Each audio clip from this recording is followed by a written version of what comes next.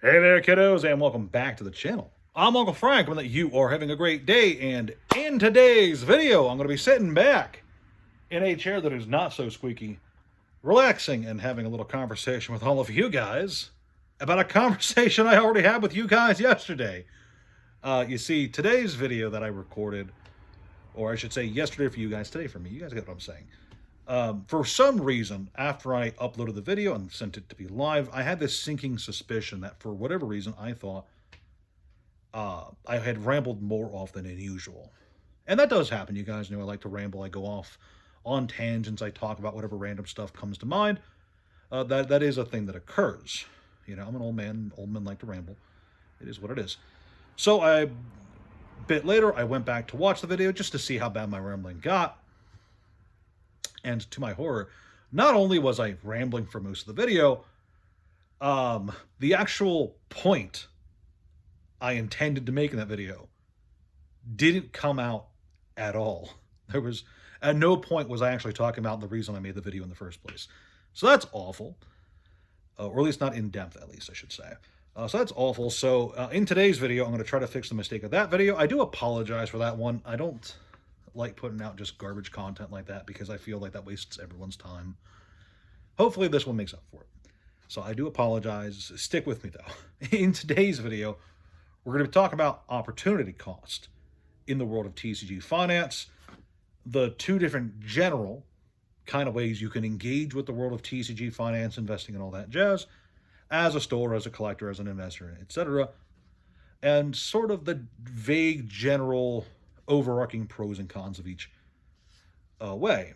And we're going to do this over a 5-year period, generally speaking, because for a lot of people, 5 years seems to be that real sweet spot of how long they think they're going to be in the market.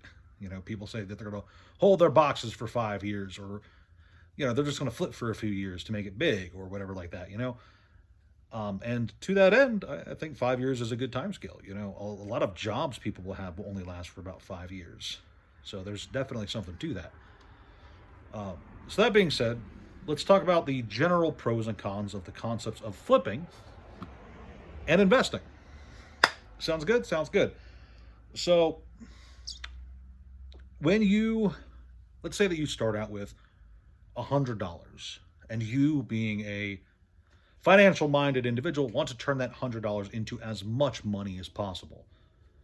When it comes to the world of just TCG finance, you want to put that $100 and you want to make that money. You want that money to be working for you in the hobby. You're a big fan of card games. You like Pokemon, you like Yu-Gi-Oh, you like Magic.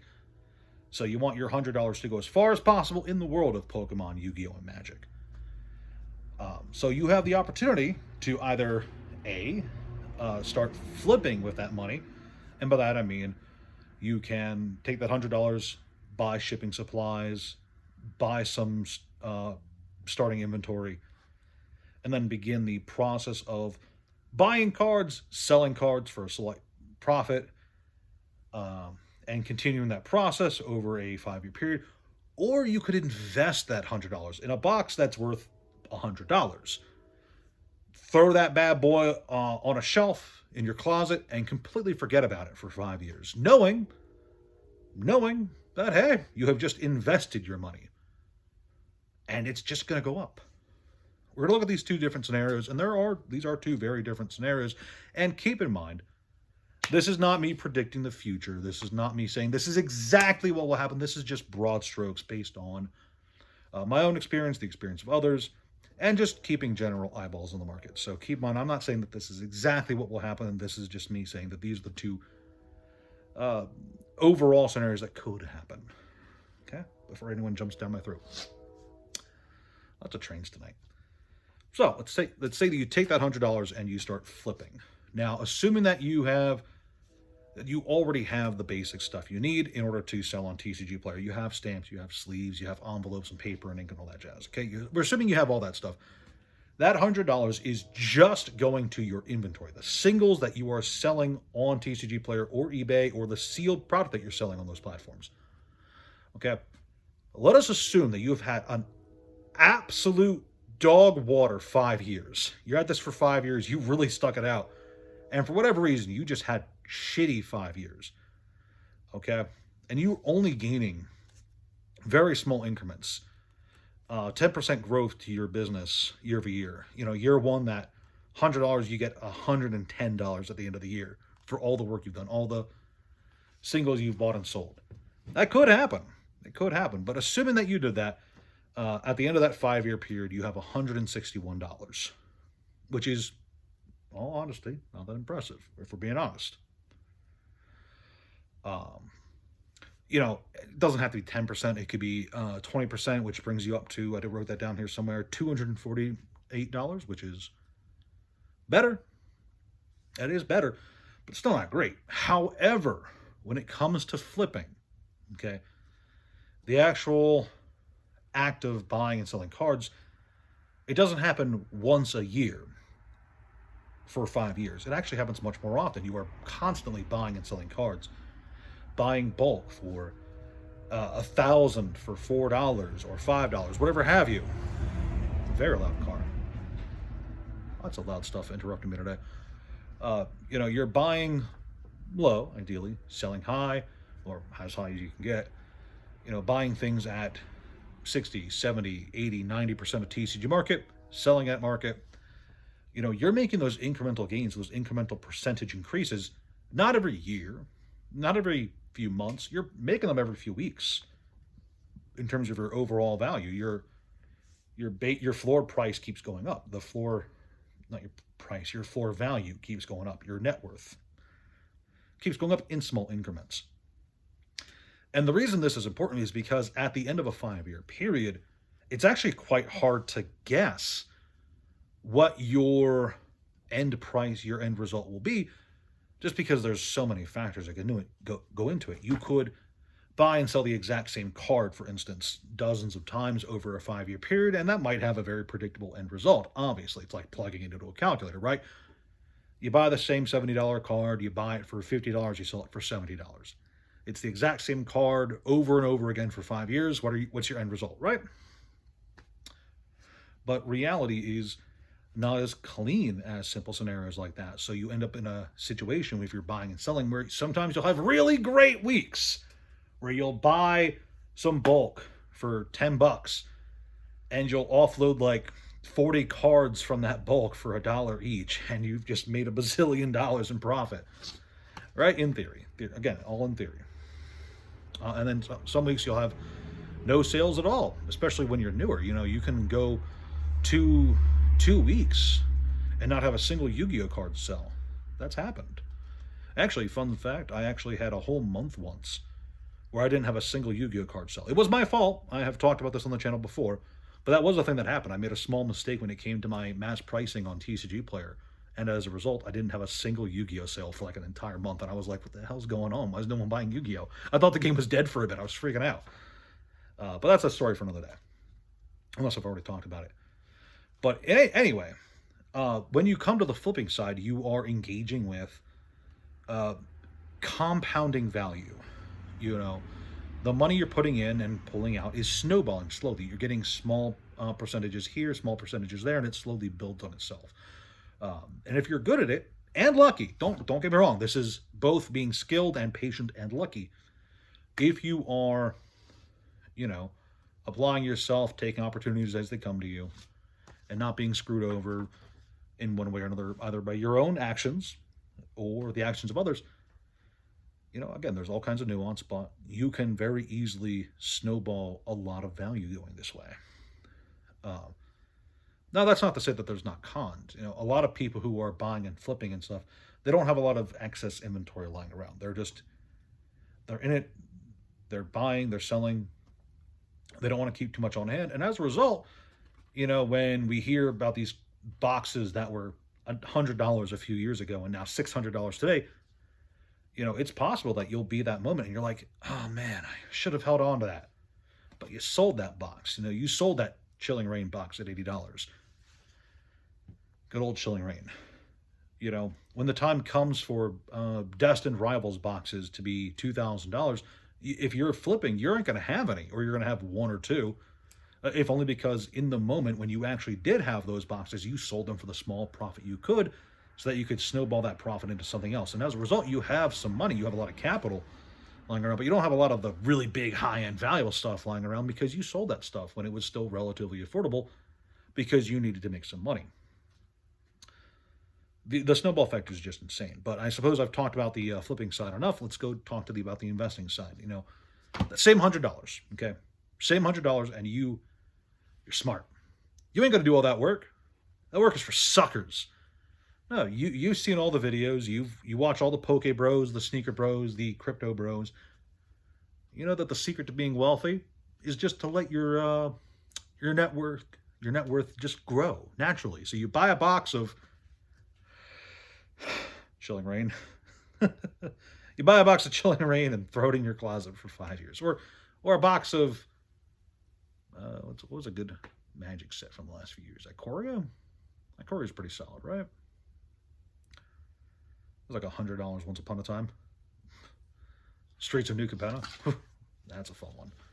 Point is, you buy a $100 box from whatever the card game is. You buy a $100 box and you throw it in the closet and you just forget about it. You take the best advice on the planet, forget about your investments, let them grow, etc.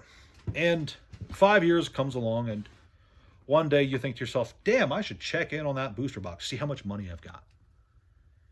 And, you know, much like how flipping can have small incremental increases, you could have a product that goes up 10% year over year over year, steadily increasing. So you have a $160 box.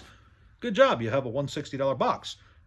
But when it comes to the world of cardboard, especially when you look out beyond the stuff that's just popular in the moment, what tends to happen is not this steady increase year over year. Instead, what we have is long periods of dormancy, of not a lot of activity happening. And then sudden exaggerated jumps up. You know, so it's not a case where you're seeing a 10% increase here, a 10% increase there, whatever. You're seeing 3 years in, suddenly there was a 50% increase in the price, and then it was stagnant again for the next 2 years. That is much more likely. And if you don't believe me, just look at the huge aggregate of all the box prices from all the games on TCG Player, not just the living ones, because we're making the assumption it's a random box from random TCG here. There's a lot of stuff that just kind of goes sideways for years. That can happen. Even vintage stuff, especially vintage stuff. You know, look at some old Yu-Gi-Oh boxes that haven't moved much in a long time. This stuff can and will go stagnant for a while. So let's just assume that you're in that second category and you bought a box for $100 and it was largely stagnant or even dipped down a bit for a while. But all of a sudden, you know, year 3, boom, you hit a nice solid 50% increase all at once. That's good. That is, do not mistake me, that is a good increase. But year 5 comes around, it's time to cash in on your investment, and you sell that box for a nice, handy 50% increase, so that's $150. That's not bad. And you didn't have to do any work. Let's just assume that it wasn't 50%. Let's assume it was a 100% increase. You've doubled your money in 5 years. That's great. You got $200 out of $100. But remember what I said earlier. You know, that's not guaranteed. It could be stagnant. It could go down. It could go up. It could go sideways for a very long time. It's just how it is. When this happens, like it usually happens, like when it goes up, it goes like once or twice, usually very slowly. Now there's a very loud train. So we've had train, truck, train again. A lot of background noise. If there's a helicopter that shows up in this video, we've got the trifecta. So yeah, if you're generous and you double it, that's $200 at the end of 5 years, which is obviously, if you're comparing that to the flipping side of things, obviously not that great, because the flipper is making that compounding snowball effect cash increase potentially every few months. Again, assuming that they're careful. However, that's not to say that there's not benefits to just sitting on product, just throwing a box in a corner and forgetting about it, because there are benefits. The biggest one, besides, you know, having the shiny box that you get to brag to your friends about, yeah, guys, I've got Chilling Reign. Whoa, man, that's a $600 box. Yeah, man, I'm so smart. I knew that this was going to go up to $600. So I bought 6 cases of it. That's a thing that could happen. I definitely don't know anyone who bought a bazillion cases of Chilling Reign right before it collapsed. Oh, man. Fun stuff. But there is a benefit to this, you know, being serious, being on topic. There are benefits to just sitting on product. The big one is that at the end of that 5-year period or 10-year period, whatever arbitrary number you're sending that box out, if you pull it out and go to sell it for whatever the new price is, you've hardly done any work. That's the real benefit. If we're being completely honest, the big benefit there is you've done basically no work. At the end of the day, sure, it might be a bit hard to find a buyer if your box has done amazingly. If you've bought a Pokemon box and it's gone up to the fucking moon, you know, it's $2,000 now. Sure, you might have a hard time finding a buyer for exactly market price. It's just how it is.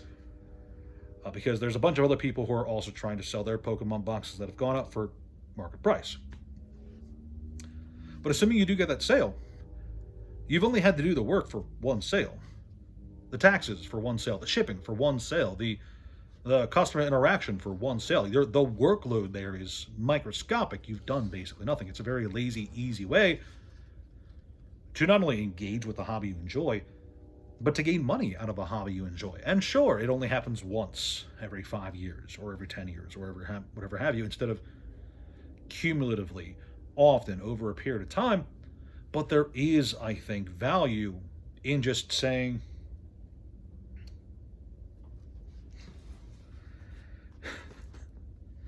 yeah, these Battle for Adiracti, it's not worth anything now, but if I throw it on the back burner for another 5 years, I'm sure it'll go up to $600 a box.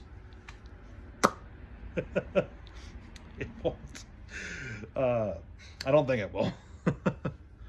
But there's definite value to just taking something like that, something you get for cheap or even market price, and just sitting on it, forgetting about it until suddenly one day it's at a price point you're like, dang, I can sell that for money.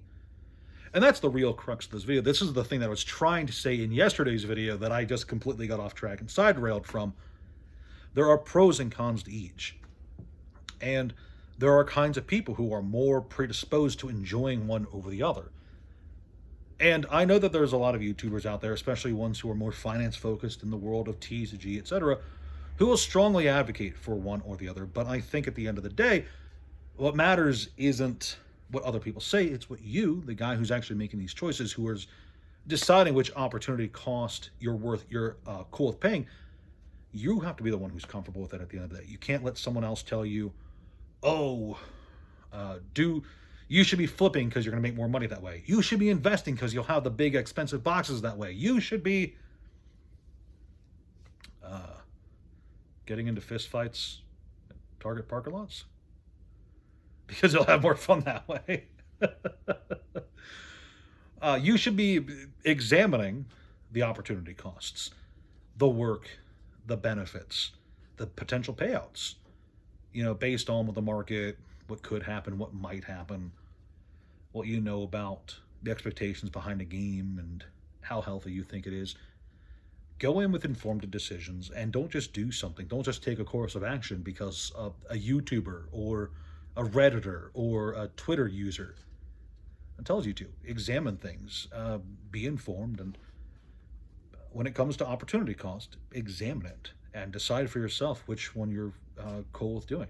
That was what I was really trying to say in yesterday's video. So again, I apologize for that one.